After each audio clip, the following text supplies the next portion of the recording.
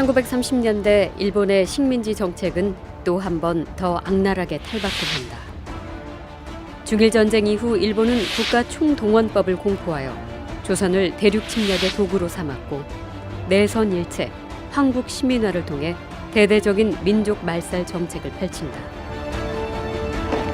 이것은 조선 강토의 물적 수탈과 조선인의 생명과 인권, 노동력 유린으로 이어졌다.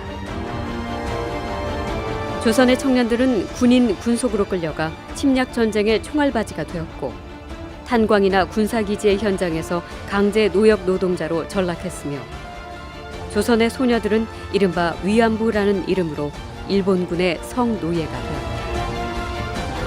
일제는 또 전쟁 물자 보급을 위해 쌀 한 줌, 놋그릇, 비녀 하나까지 수탈한다.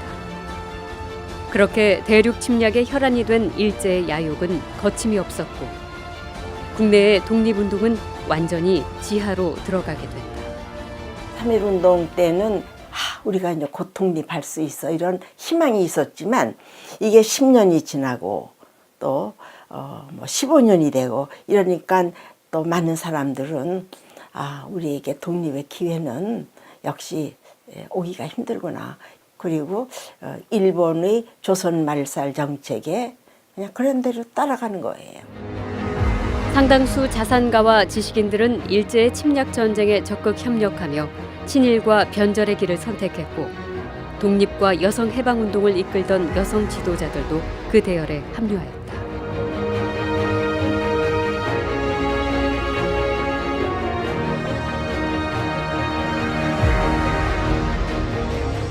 그러나 변절의 소용돌이 속에서도 독립을 위한 한계를 걸었던 사람, 김마리아.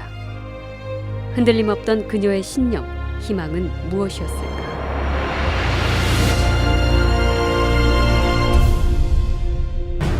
(1차) 세계대전 이후 파리에서 열린 전순국들의 강화회의. 이곳에서 미국 대통령 윌슨은 한 민족이 그들 국가의 독립 문제를 스스로 결정짓게 하자는 민족 자결주의 원칙을 선언한다. 이에 동경의 조선 유학생들은 민족 자결주의에 입각해 28 독립선언서를 작성하고 동경 한복판에서 만세 시위를 벌인다. 그 중심에 있던 여학생 김마리아. 조선인이라는 차별 속에서도 한복만을 고집했던 그녀가 기모노를 입게 된 이유는 무엇이었을까? 그것은 28 독립선언서를 몸에 감추고 국내로 잠입하여 독립의 정당성을 알리기 위함이었다. 올 때 첫 번째는 28 독립선언을 알리는 거, 세계 정세를 알리는 거. 그다음 두 번째 이분이 목적하고 온 거는 이번 거적적인 운동에는 부녀들이 반드시 참여를 하게 해야 된다. 국내에 들어온 김마리아는 전국의 주요 거점 도시를 돌며 독립에 대한 여성의 역할과 참여를 촉구하고 3월 5일에는 모교의 학생들과 함께 남대문 앞에서 격렬한 만세 시위를 이끈다. 그 후 배우로 지목된 김마리아는 살아서는 나올 수 없다던 외성대에 끌려가 말로 다 할 수 없는 고문을 당한다. 한국 여인으로서는 최고의 학벌을 가진 정말 최고 지도 여성이거든요. 그래서 이런 이만한 작대기를 가지고 머리를 계속해서 이렇게 친대요. 같은 간격으로. 그러면서 야, 이년아, 네가 머리가 좋으면 얼마나 좋은가 보자. 뭐 이렇게 욕을 해가면서 머리를 쳤다고 그래요. 그래서 그 머리를 맞아가지고서는 이제 귀 고막이 터지고 그리고 메스터의 병에 걸렸고 그게 평생을 이 김마리아 선생을 괴롭게 했었습니다. 서대문 여형무소. 1.5평 남짓의 악명 높은 5번 방의 수감자가 된 김마리아. 그곳에서도 굽힐 줄 몰랐던 그녀의 기계는 세간의 화제가 되었다.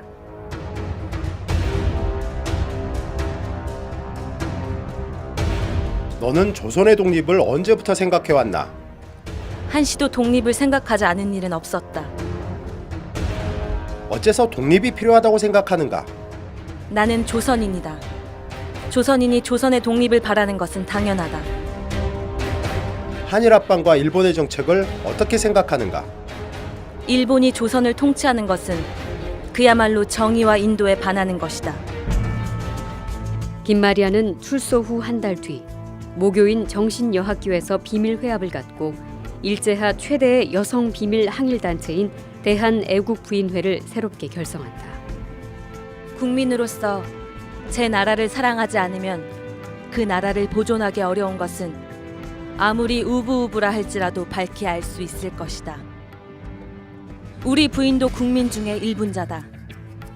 국권과 인권을 회복할 목표를 향하여 전진하고 후퇴할 수 없다. 대한애국부인회는 순식간에 전국에 퍼졌고 반응은 뜨거웠다. 회원수가 2천여 명을 넘어서며 한 달여 만에 6천 원의 자금을 모아 임시정부에 전달하는 등의 성과를 거둔다. 하지만 그 원대한 행보는 내부 조직원의 밀고로 좌초되고 만다. 애국부인의 관계자들은 물론이고 세상 사람들 사이에서 오연주가 밀고자라는 소문이 이제 파다하게 돌았습니다. 그러니까 이미 일제 강점기에 이미 오연주는 이제 밀고자라는 이제 지목을 받고 있었고요. 그걸 이제 그래서 해방 후에 이제 반민특위에 체포가 돼가지고 조사를 받은 거죠. 대한애국부인회 간부이자 김마리아의 친구였던 오현주는 훗날 반민특위에서 그 당시 밀고 상황을 진술한다. 이 사건을 외경, 일제 경찰이 알게 된 것이 이 사건을 외경에 알게 된 것이 어찌된 원인인지 아는가? 네, 아옵니다. 본인의 남편 강낙원이 상해로부터 돌아온 후 말하기를 모든 형편이 독립은 아니 되겠고 국내에 비난한 사람에게 경제적으로도 더 고통만 주게 되니 당신도 그런 운동은 정지하라 하며 수차나 권고한 일이 있더니 약 10여일 후에는 유군수라는 사람을 데리고 와 본인이 관계하는 대한애국 부인회를 말하라 하였으나 당시 본인은 2일간이나 거절하고 말하지 아니하였습니다. 그러나 2일간이나 우리 집에서 남편과 동숙하며 여러 가지 담화를 하는 것을 보니 별 의심이 나지 아니하여 대한애국 부인회에 대하여 내용을 상세히 말하였습니다.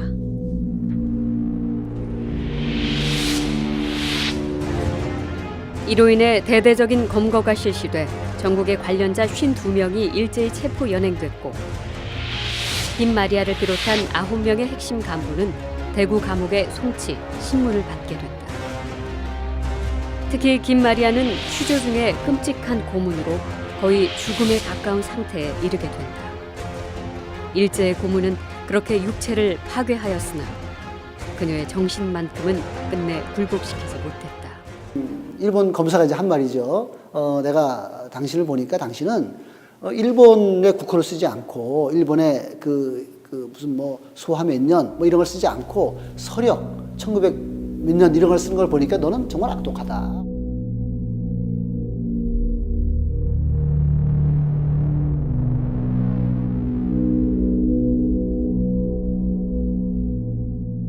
그 말은 무슨 말인가 하면은 죽을 정도의 고문을 당하면서도 끝끝내 굽히지 않으시는 거죠. 사실은 그럴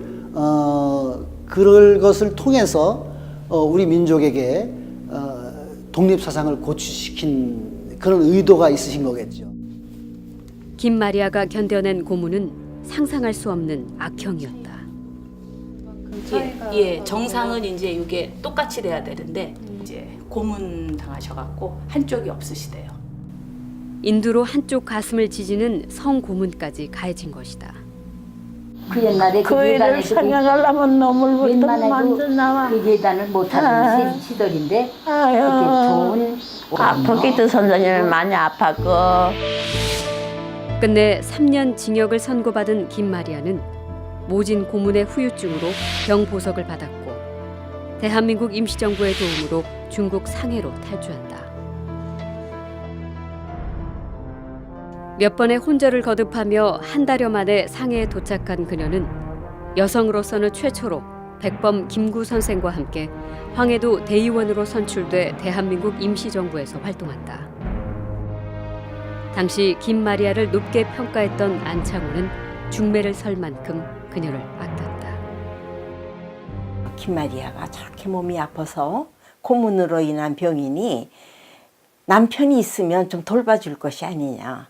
그래서 중매를 했는데 김마리아 선생이 거절을 하신 거죠. 사실 김마리아 선생으로서는 그렇게 독립운동하던 몸이요. 또 독립운동을 하다가 상한 몸이거든요. 상한 몸을 가지고 자기를 의지하려고 결혼을 한다는 거는 아마 용납되지 않았을 것으로 생각이 듭니다. 미주로 간 뒤에도 많은 사람들이 김마리아 선생을 흠모했어요. 그러나 저분은 꿋꿋이 조국 독립을 위해서 내 생애를 바치겠다. 이런 생각을 가지고 결혼을 안 했습니다. 1923년 미국으로 건너간 김마리아는 파크 대학, 시카고 대학, 컬럼비아 대학 등에서 민족 지도자로서 자질과 학식을 쌓았고 뉴욕에 유학 중인 여학생을 중심으로 제2 대한민국 애국 부인회인 근화회를 창설해 민족의식을 고취시키는 독립운동을 이어갔다.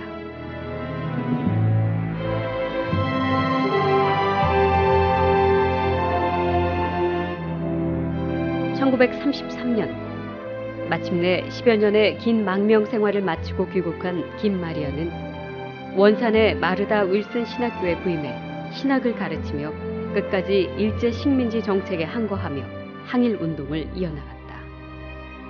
그러나 그녀의 명은 끝을 향해 가고 있었다.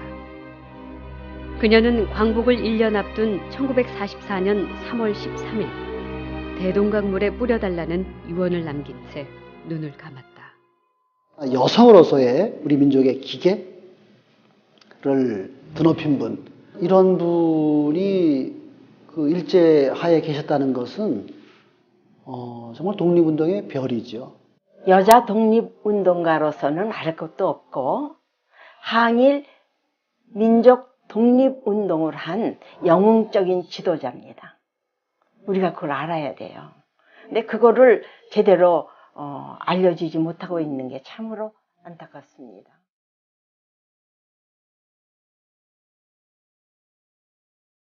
그녀가 남긴 유품은 낡고 초라한 수저 한 벌, 그리고 그녀의 처절한 삶을 보여주는 상처뿐인 저고리. 그러나 그녀가 우리에게 물려준 위대한 유산은 조국 독립을 위한 굽힘없는 한 길, 신념을 가진 자의 강인한 삶일 것이다.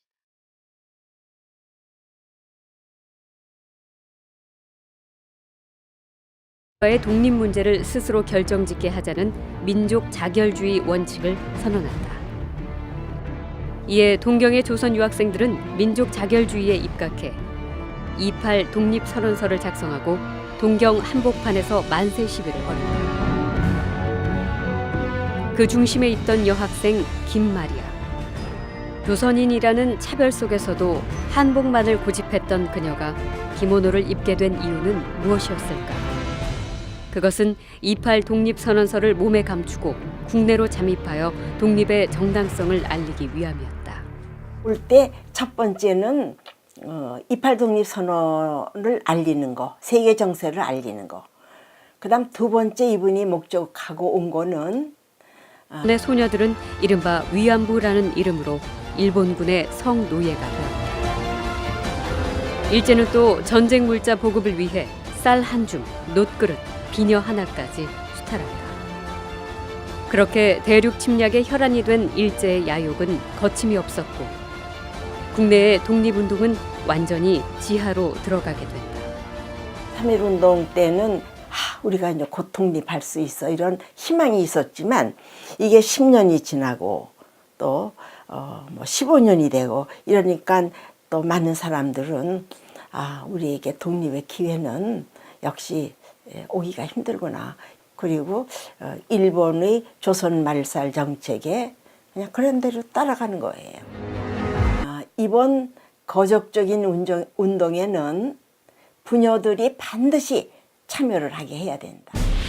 국내에 들어온 김마리아는 전국의 주요 거점 도시를 돌며 독립에 대한 여성의 역할과 참여를 촉구하고 3월 5일에는 모교의 학생들과 함께 남대문 앞에서 격렬한 만세 시위를 이끈다.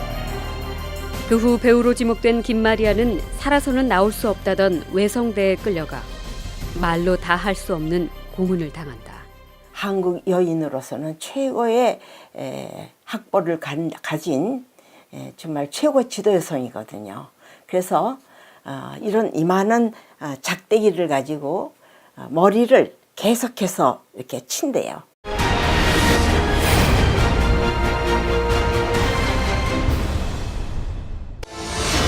(1930년대) 일본의 식민지 정책은 또 한 번 더 악랄하게 탈바꿈한다. 중일전쟁 이후 일본은 국가 총동원법을 공포하여 조선을 대륙 침략의 도구로 삼았고 내선 일체, 황국 시민화를 통해 대대적인 민족 말살 정책을 펼친다. 이것은 조선 강토의 물적 수탈과 조선인의 생명과 인권, 노동력 유린으로 이어졌다. 조선의 청년들은 군인 군속으로 끌려가 침략 전쟁의 총알바지가 되었고 탄광이나 군사기지의 현장에서 강제 노역 노동자로 전락했으며 조선 상당수 자산가와 지식인들은 일제의 침략 전쟁에 적극 협력하며 친일과 변절의 길을 선택했고 독립과 여성 해방 운동을 이끌던 여성 지도자들도 그 대열에 합류하였다.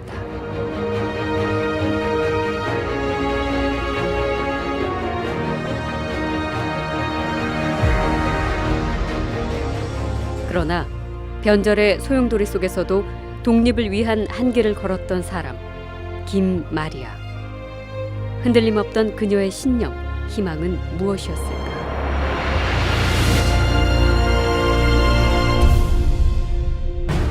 (1차) 세계대전 이후 파리에서 열린 전순국들의 강화회의. 이곳에서 미국 대통령 윌슨은 한 민족이 그들 국가